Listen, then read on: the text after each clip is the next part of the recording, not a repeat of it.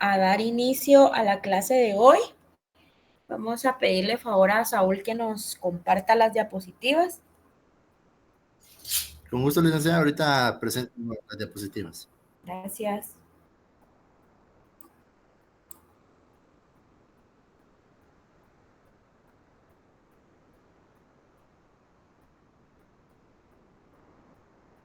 Sí, todos las pueden ver, ¿verdad?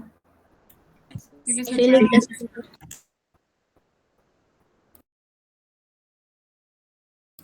Bueno, entonces vamos a ver lo que es los fundamentos del derecho internacional privado.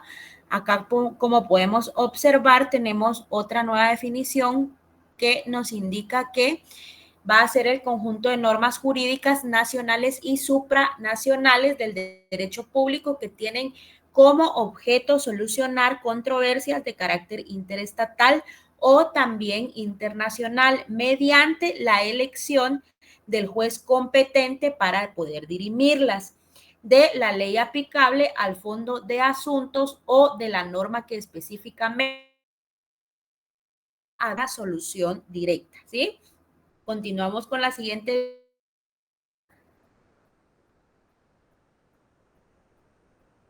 Y podemos ver, yo creo que si no nos pasamos ninguna, ¿verdad? Esa es la segunda, Saúl. Sí, esta es la segunda, licenciada. Ah, bueno, gracias. Entonces dice que en caso de que existan derechos de más de una entidad federativa o de un estado soberano que converjan en un aspecto determinado de la situación concreta, así como para poder regular aspectos atinentes a la cooperación judicial internacional. Continuamos con la otra diapositiva y tenemos acá que nos indica cuál es el objeto del derecho internacional privado y podemos ver acá que es un objeto puramente formal que consistía simplemente en elegir entre una legislación y otra mediante la utilización de la norma de conflicto o conflictual, con la cual se escogía al juez competente y el derecho de fondo aplicable en las controversias en que un aspecto determinado dentro de una situación debatida va a estar vinculada con leyes de diversos estados o entidades federativas. Y tenemos acá que el fin es crear normas materiales para regular de fondo un conflicto en el cual convergen normas de varias entidades o países a dar soluciones directas y específicas, utilizando en ocasiones criterios diferentes de los adoptados en asuntos con elementos puramente locales. Tenemos acá los ejemplos y nos indica compraventa internacional, adopción internacional, alimentos internacionales, franquicias, arrendamiento financiero, factoraje financiero y todo lo que tenga relación con lo internacional. Tenemos acá, pues vamos, obviamente, pues tenemos que abarcar el programa y lo que hicimos con Saúl es tratar de resumir la historia. Entonces, como ustedes pueden ver en esta diapositiva, nos habla la evolución histórica del derecho internacional privado y nos habla de la concepción moderna del derecho internacional privado que se inicia a Edad Media con la escuela italiana. Antes de esta época hay un amplio número de antecedentes de los cuales nos referimos solo a 3. Dice, acá nos menciona la pluralidad de las leyes, que significa que en un momento determinado existe la posibilidad de poder aplicar una ley entre varias que son susceptibles de ser aplicadas. Sí, esta es posiblemente pregunta de examen para que lo tomen en cuenta. Esto también lo conocemos con otro término, ¿verdad, licenciada? Otro que ya habíamos visto. Ajá, ¿quién nos puede recordar? ¿Algún compañero? Variedad de las leyes. Diversidad legislativa. ¿Ah? Variedad legislativa. Muy Exactamente. bien. Variedad legislativa. Variedad legislativa. Excelente, jóvenes. Entonces, eso quiere decir que sí están poniendo atención. Bueno, tenemos acá que dice que en Grecia clásica existieron ciudades, el Estado con legislación, instituciones y autoridades propias, con un considerable tráfico de personas y bienes dentro de esas ciudades. El Estado se produjeron múltiples problemas acerca de qué ley poder aplicar, ¿sí? Y tenemos acá la personalidad de las leyes. Acá nos explica que esto consiste en aplicar la ley en razón de calidad de persona. Esta tradición nace en Roma durante el imperio. A los ciudadanos romanos se les explicaba las leyes del jus civile y a los extranjeros, o sea, peregrinos, el ius gentium, que preveía, entre otras cosas, la aplicación de leyes de su origen y las relaciones entre ciudadanos romanos y peregrinos o entre peregrinos originarios de ciudades diferentes que eran reguladas de acuerdo al ius gentium. Entonces, esta también es posible pregunta de examen. ¿Cuál es la personalidad de las leyes? Vamos a ver quién me puede decir, si yo les coloco en el examen, que me coloquen ahí ¿cuál es la personalidad de las leyes? ¿Qué me van a responder ustedes? Ius gentium, licenciada. ¿Solo ius gentium? Ius civile. Ius civile. Muy bien. Bueno, entonces vamos a continuar con la otra diapositiva. Y acá nos indica que a la caída del Imperio Romano, las tribus que habían conquistado, los galos, francos, visigodos y unos, etcétera, convivieron en el mismo territorio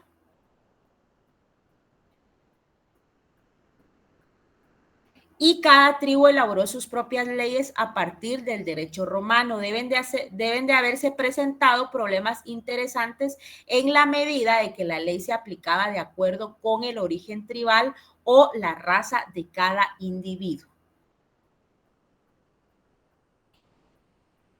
Bueno, tenemos acá que en su historia del derecho señala que el sistema de personalidad de las leyes surge en esta época porque los reyes bárbaros ocupados en la guerra trataban de conservar las cosas como estaban y la forma era no mezclarse, vivir cada grupo por su lado, bárbaros con bárbaros y romanos con romanos.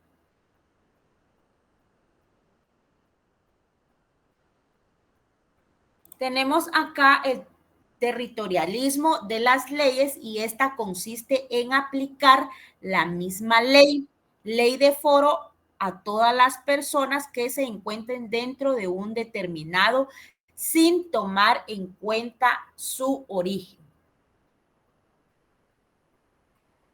Tenemos la siguiente diapositiva y como podemos ver habla de las escuelas de la Edad Media y dentro de ellas tenemos la escuela italiana en el siglo XI. El monje Irnerio descubrió en la biblioteca de Pisa, semi abandonado y polvoso, el Codex Secundus, que era la codificación más acabada del derecho romano. Lo llevó a Bolonia, donde un nutrido grupo de juristas lo estudiaron e hicieron sus comentarios sobre diversas partes de la obra. A este movimiento se le llamó la Escuela de los Glosadores. Tenemos acá la Escuela de los Glosadores y dice que dentro de esta escuela dos autores establecieron de los estatutos del siglo XII, Asón con su obra Suma y Carolus de Toco con su glosa Statium. Vamos con la siguiente diapositiva. Y dice que por su parte Accurcio con su glora ordinaria, variante de la anterior, establece que el principio lex fori, conforme a la cual la ley debe de tener un ámbito de aplicación en el espacio. De manera más precisa, dicho principio debe indicar que el juez debe aplicar invariablemente su propia ley en cuanto al procedimiento. Tenemos acá Jacobus Balduñi y establece una distinción importante en materia de procedimientos y dice que el juez debe de aplicar su propia ley y en cuanto al fondo del asunto en materia contractual, la ley del lugar en donde el contrato se hubiese celebrado.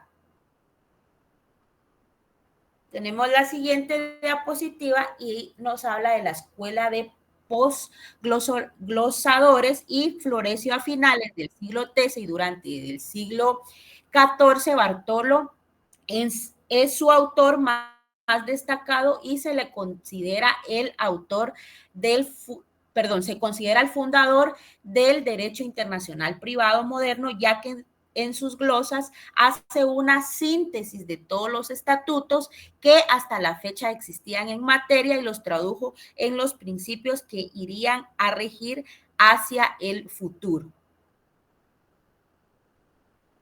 Tenemos acá sus discípulos más destacados. Tenemos a Guillaume de Cum Abaldus, tenemos a Ubaldis y Albericus y los siguientes, Rafael, y tenemos a Baptista. Tenemos, estos son los discípulos más destacados que fueron dentro de esta época en el derecho internacional privado. Tenemos acá que en Italia el feudalismo no tuvo las raíces profundas que alcanzó el resto de Europa, la existencia de ciudades, o sea, estados, principados, ducados, etcétera, con las propias leyes dentro de un territorio relativamente reducido y el gran desarrollo del comercio provocaron la necesidad de contar con un sistema de solución al tráfico jurídico internacional que ahí se dio. De esta época provienen gran parte los principios que aún siguen vigentes. Tenemos acá a Guillaume y dice que distinguió entre estatutos reales que rigen los bienes y estatutos personales que rigen a las personas. Los primeros con efecto territorial, lex rei citae, es decir, que la ley de su ubicación rige a los bienes, y los segundos son de efecto extraterritorial, lex personae, que rigen a las personas de acuerdo con su origen, lo que hoy en día llamamos nacionalidad.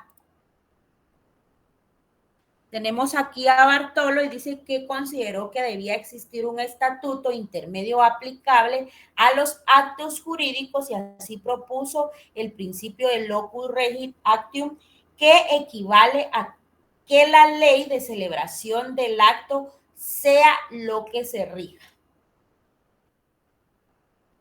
Tenemos acá que en cuanto a los efectos de los actos, Bartolo propuso dos principios, que son los actos ilícitos que serían regidos por la lex loci consimi delicti, o sea que es ley del lugar en donde se comete el ilícito, y tenemos los efectos de los actos por la lex loci solutions o lex loci executiones, del lugar de ejecución. ¿Alguien me puede decir cuáles son los actos ilícitos? Esto ya lo vieron en los semestres pasados. ¿En qué consiste un acto ilícito, jóvenes? Todo lo que es contrario a la ley, licenciada. Muy bien, gracias, Sergio.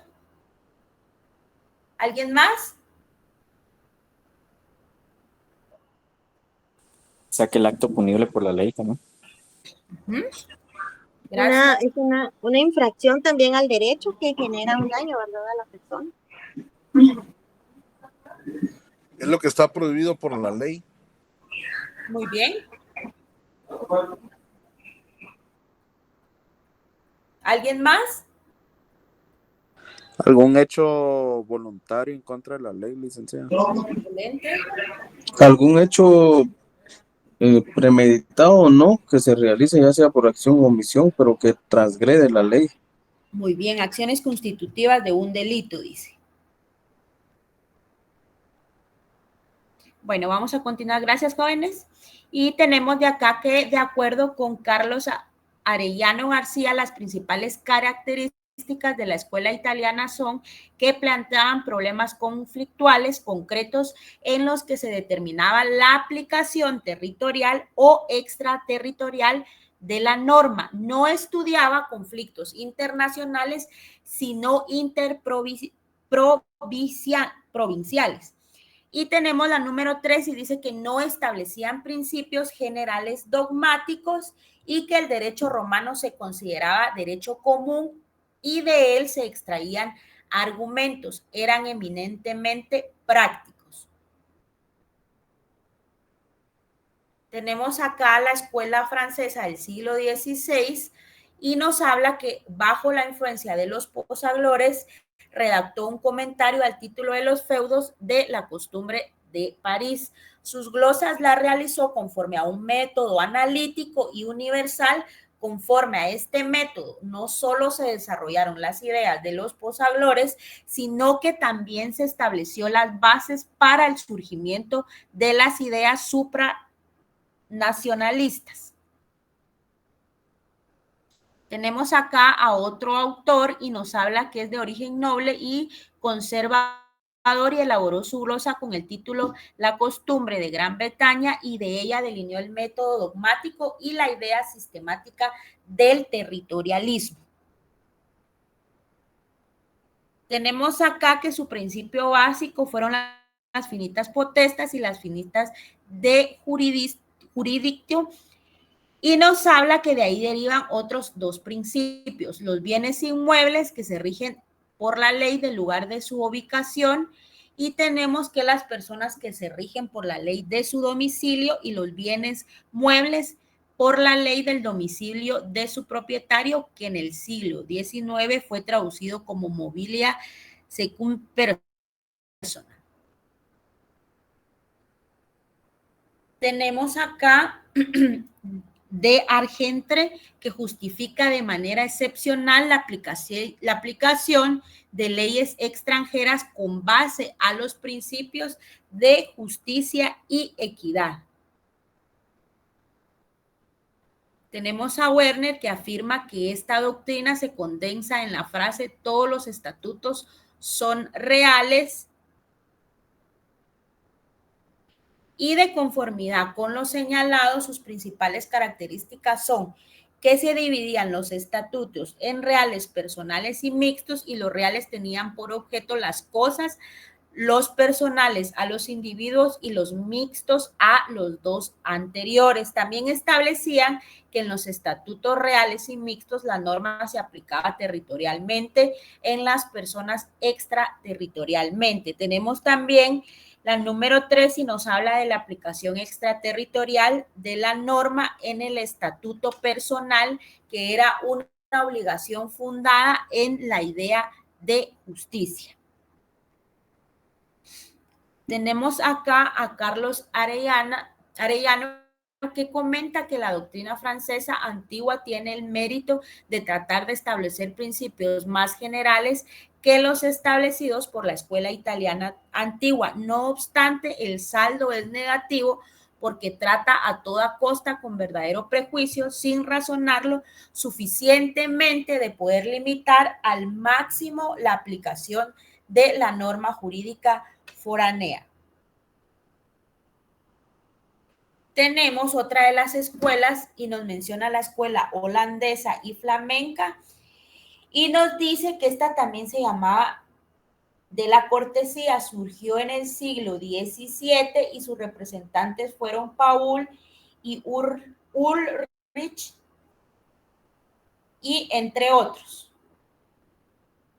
Tenemos acá que básicamente establecía la territorialidad de las leyes al señalar que en un principio estas se habían creado para regir en un territorio determinado y solo en casos excepcionales, cuando la controversia contuviera elementos no contemplados por la ley holandesa o se regía por ordenamientos de diversas ciudades, que se podía aplicar a la norma jurídica extraña, pero no en virtud de una obligación jurídica, sino por una cortesía internacional basada en una mera necessitas facti, lo cual se criticaba debido a lo que creaba inseguridad jurídica y dejaba al juez la libertad de aplicar o no la norma extrafor.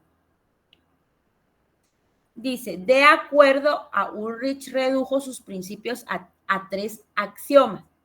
Y dice que la ley de cada estado reunían dentro de límites y se rigen sobre todos sus súbditos, pero más allá no tienen alguna fuerza alguna.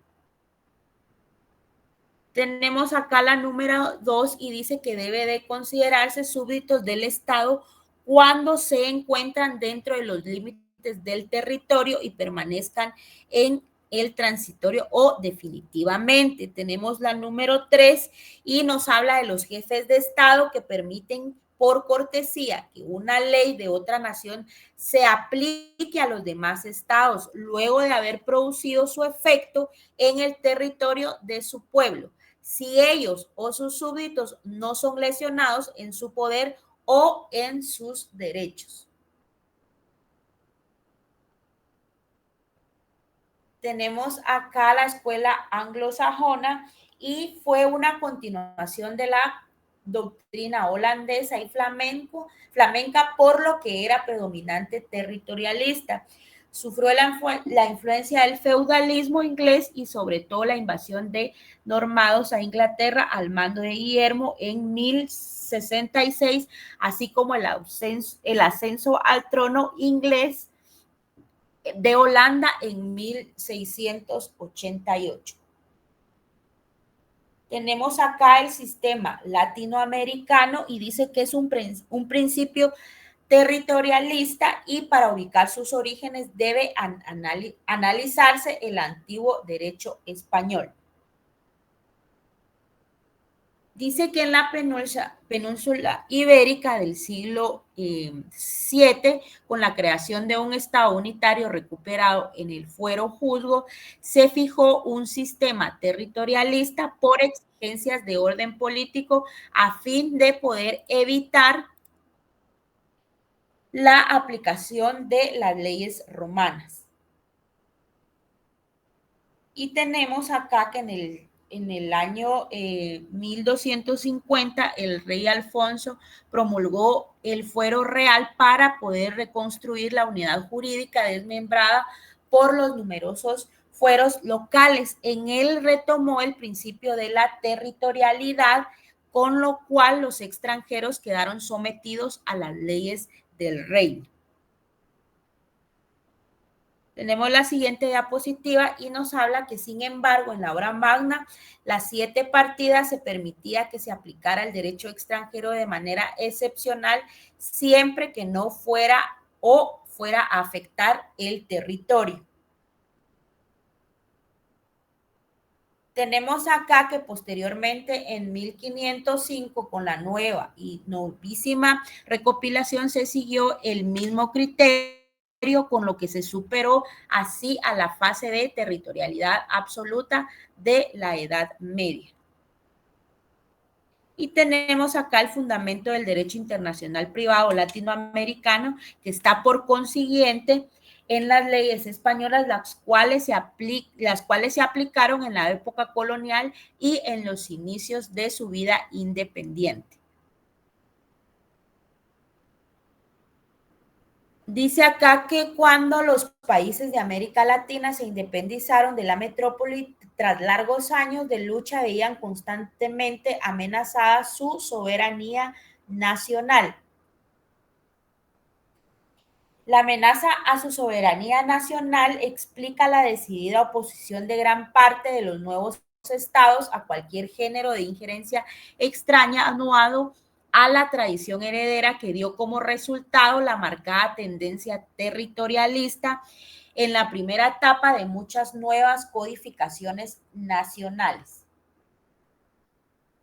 Tenemos acá que América Latina fue pionera de trascendentes esfuerzos privatistas que parten de la fuerza de teorías surgidas del siglo XIX y XX y su principal finalidad es establecer bases científicas a la solución de los conflictos internacionales de las leyes. Tenemos acá las teorías surgidas del siglo XIX y XX y nos habla de internistas o territorialistas, en las cuales se ubica del acuerdo con Carlos Arellano García la doctrina angloamericana que parte de la base de aplicación excepcional de la norma jurídica extraña. Y tenemos acá internacionalistas, extraterritorialistas de la personalidad del derecho con gran facilidad, autorizan a la aplicación del derecho extraforo, salvo circunstancias justificables. Vamos a pedir favor a Saúl que continúe con las siguientes diapositivas. Con gusto, licenciada. Entonces continúo. Nacionalistas, internistas o territorialistas. Joseph, 1979 a 1845. Representante de la Escuela Angloamericana de Derecho Internacional Privado. Los puntos principales en su teoría son: número 1, en principio, las normas jurídicas carecen de vigencia en el exterior, ya que solo la posee el Estado de donde proceden. Número 2, solo cabe la aplicación extraterritorial de la ley de manera excepcional con razón de la comity. La comity está fundada en la reciprocidad, necesidad moral de hacer justicia para que otros países también se lleven a cabo. Jean Paul, en la materia de solución de los conflictos de las leyes, Jean Paul estableció, número 1, en principio, la ley que se aplica es la del foro, ya que se creó para regir en su territorio. Número 2, solo en situaciones excepcionales procede la aplicación obligatoria de las leyes extranjeras competentes, debido al principio del respeto de los derechos de cada Estado y su soberanía. Ahora pasamos a las internacionalistas, extraterritorialistas o de la personalidad del derecho. Pasquale. La teoría de Pasquale se conoce como la doctrina italiana o de la personalidad del derecho. Los puntos más importantes son: número 1, considera que el derecho está integrado por diferentes clases de normas. Como vimos anteriormente, ya se está contradiciendo directamente una a la otra, ¿verdad? La número 2, las normas derivan del principio de soberanía del Estado y de las que las protegen los intereses sociales. Son de aplicación territorial. Número 3, las normas relativas a los intereses privados son de dos tipos. El primero, de derecho privado necesario. Rigen a los individuos considerados su raza, religión, lengua, tradiciones, historia, clima, etc. Son de aplicación extraterritorial y ante un problema de colisión de leyes, los sujetos deben regirse por su ley nacional. Se incluyen en estas normas las referentes a los derechos personales de familia y sucesorios, que constituyen el espejo de la nacionalidad. Solo cuando los individuos no tengan nacionalidad o posean dos o más, aplicarán subsidiariamente las leyes de su actual domicilio. Y la segunda, de derecho privado voluntario, abarcan las normas de derecho nacional que son derogables por los individuos en un uso de autonomía de la voluntad. Comprenden principalmente las referentes a la materia contractual. Seguimos con lo anterior. Establece el principio de igualdad entre lex fori y el derecho extranjero. Frederick fundó la escuela alemana en el siglo XIX. Fue profesor de la Universidad de Berlín. Los principales puntos de teoría son: declara la existencia de una comunidad de derecho entre los pueblos que están en evolución y permite que en caso de colisión de leyes, la decisión sea siempre la misma, sin importar en qué estado se pronuncie la sentencia. Número 2. Ante un problema de colisión de leyes, es preciso determinar para cada relación jurídica el derecho más acorde con la naturaleza propia y esencial de la relación. Los estados, número 3, los estados deben aplicar, en su caso, leyes extrañas, no por un acto benevolente, sino como resultado del progreso del derecho en la comunidad. Número 4.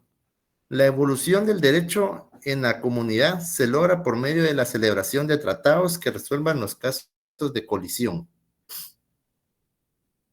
Carl George, según Adolfo Miaja de la Muela, los puntos más sobresalientes de las ideas de Carl George son, número 1, un conflicto de leyes debe resolverse de acuerdo con las normas conflictuales vigentes en el lugar donde se encuentra el juez que conoce de la controversia.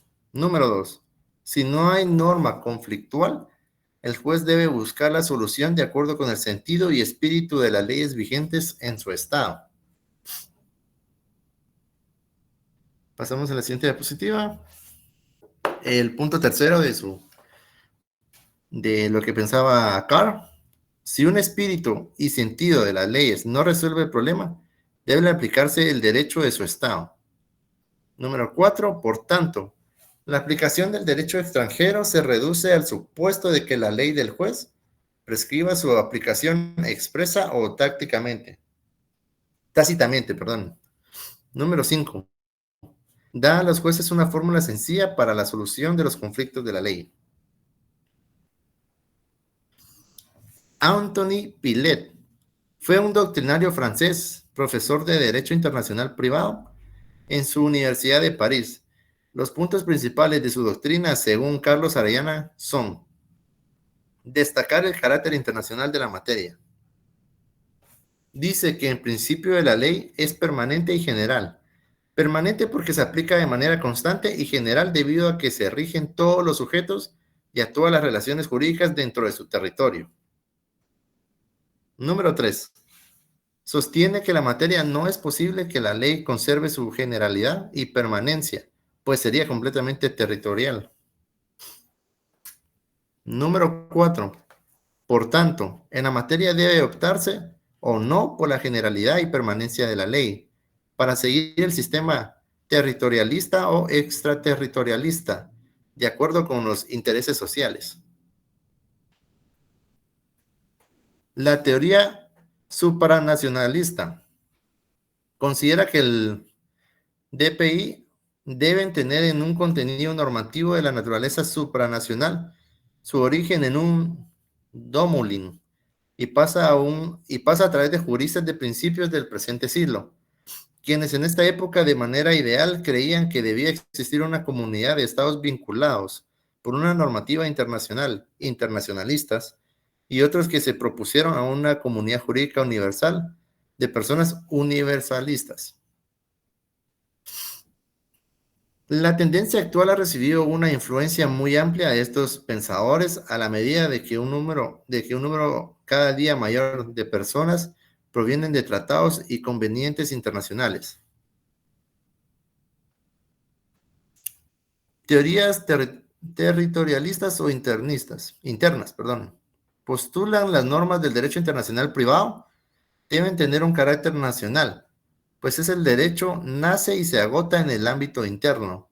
Su origen está en las ideas de Argentre, idea que ha florecido en épocas de sentimiento nacionalistas o independistas. Actualmente se observa una clara tendencia de su desaparición.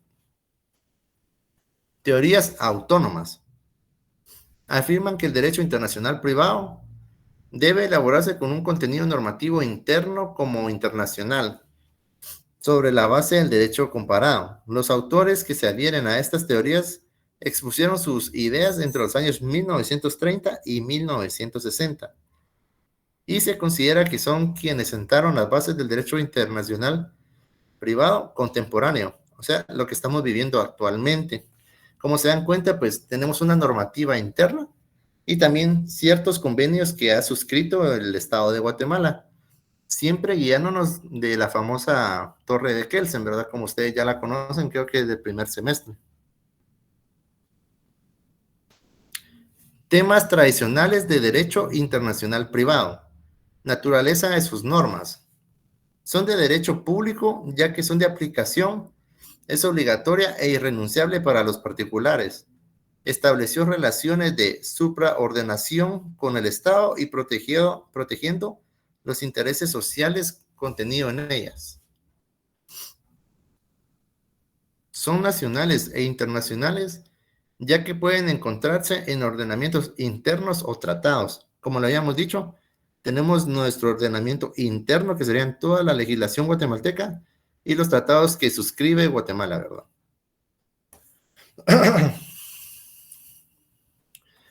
Unas son facultativas y otras obligatorias para el Estado. Facultativas para el Estado. Es el caso de las normas legislativas cuya vigencia en el territorio depende de la voluntad del poder público, puesto que en momento en el que el poder legislativo así lo decía, conforme a sus intereses, puede derogarlas unilateralmente. Obligatorias para el Estado, son de carácter supranacional y están contenidas en los contratos internacionales.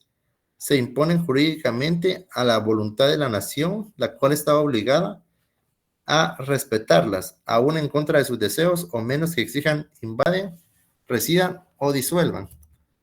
A ver, realizo esta pregunta. ¿Quién me puede dar un ejemplo de una facultativa y otra obligatoria?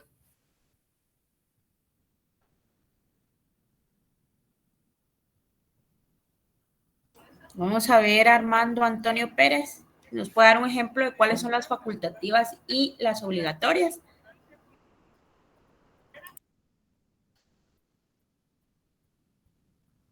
Bueno, Chele, que ahorita estoy pensando un poco.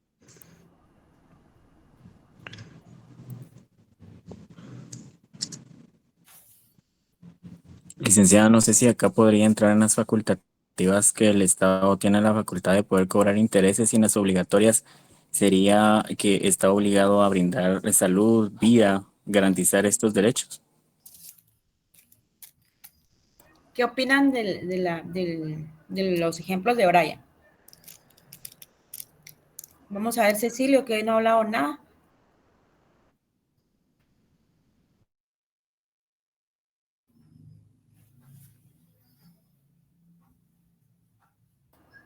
No está en clase Cecilio, ¿verdad? No está Cecilia hoy. Se fue. Vamos a ver algún otro compañero si apoya la noción de Brian. ¿Nos puede volver a repetirla, Brian, por favor? Sí, como ejemplo serían facultativas que el Estado tiene la facultad de poder cobrar intereses, ¿verdad? Crear estos intereses, y en las obligatorias es que el Estado está obligado a garantizar los derechos humanos como la vida, la salud. Muy bien, Brian. ¿Alguien más? ¿Podría ser la libre expresión del pensamiento? Ajá, pero esta sería aplicada, facultativa o obligatoria. Obligatoria. Porque, por ejemplo, a los políticos no les gusta que los critiquen, y aun cuando no les gusta lo que les dicen, pues se tienen que aguantar, supongo yo, ¿verdad? Como en el caso de la prensa. Muy bien, vamos a ver quién más.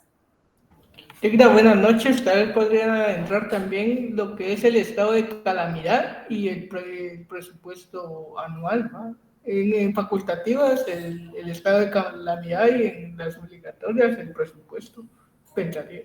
Ajá, muy bien. ¿Alguien más? Vamos a ver, Cristian Andrés Pérez.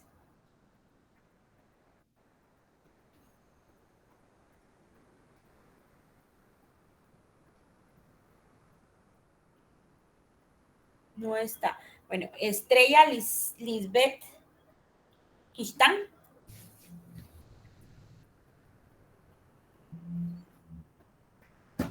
Jóvenes, por favor, participemos. Sí, jóvenes. Miren, pues, jóvenes, la verdad es que... Licenciada. Gracias. Sería de facultativa del Estado es el interponer las reglas para todos los ciudadanos y que no caer en delito ni nada por el estilo, y las obligatorias es obligar a los ciudadanos a aportar, pongamos así como el tributo, para poder tener salud, educación, seguridad. Ajá, muy bien. Gracias, Ingrid. Como les digo, jóvenes, no nos hagamos bolas. O sea, venimos hablando de lo que son los convenios que el país acepta. Entonces, nos está dando una normativa. Licenciada, Sí, Nelson. en el caso de las facultativas, es decir, es el poder que tiene el Estado. En este caso, nosotros es el Congreso, que puede crear leyes a favor o lo que sea, ya sea en contra de los intereses de la población, o no importa, lo que emana del Poder Legislativo. Pero las obligatorias, hablamos de los tratados. Un ejemplo que en Guatemala en la Constitución está contemplada la pena de muerte. Sin embargo, por la Declaración Universal de los Derechos Humanos, que Guatemala es parte, y otros tratados como el Pacto de San José, prohíban a Guatemala a practicar la pena de muerte. Por lo tanto, Guatemala es obligado a incorporar en su legislación que no practica ese tipo de condenas, y así tratando de otros temas como la ley PINA, ley contra la violencia contra la mujer, que son, primero fueron tratados, y como Guatemala se fue obligado y lo incorporó en su legislación, hablamos de la ley PINA y ley de femicidio y otra violencia contra la mujer. Solo Excelente, Nelson. Ese fue un buen ejemplo de las facultativas obligatorias. Ahora podemos mencionar facultativas, por ejemplo, nadie como Estado de Guatemala no estaba obligado a adscribirse a lo que es el convenio para la apostilla, ¿verdad? Sin embargo, ellos se quisieron suscribir y ahora ya tenemos esto. Pero como digo, no es algo obligatorio, que realmente no cambió nada en la legislación guatemalteca, nada más de los pases de ley. Pero el ejemplo que dio Nelson acerca de las obligatorias, creo que estaba muy bueno, que era el que yo iba a mencionar, de hecho, acerca de los derechos humanos, que obligatoriamente para inscribirse a uno, pues tuvimos que dejar de hacer ciertas cosas. En cambio, en las facultativas es como, podemos o no podemos dejar de hacer ciertas cosas. Muchas gracias, Nelson, por el aporte. ¿Alguien más que quisiera aportar antes de que terminemos la clase? Jóvenes, les comento que hasta el día de hoy pudimos abarcar casi las 70 diapositivas. Obviamente, pues algunas tienen solo... el texto es bastante pequeño. No sé si alguien pues tiene la posibilidad para apoyarnos entre los compañeros de que pues las podamos imprimir. En este caso, que tal vez se puedan abarcar 4 o 6 diapositivas en una hoja, y que pues tal vez nos hiciera el favor de compartirlas a la clase para que pues obviamente nos economicemos y les puedan sacar copias. No sé si alguien nos hace el favor. Ajá, sí, Cecilia. Si gusta algún voluntario que las ordene en una hoja tamaño oficio. Ajá. En 4, y yo con mi equipo de impresión se las voy a, ¿cuántos en la clase? Como 100 o 200, ¿cuántos? Somos casi 200. Vaya, yo se las voy a imprimir.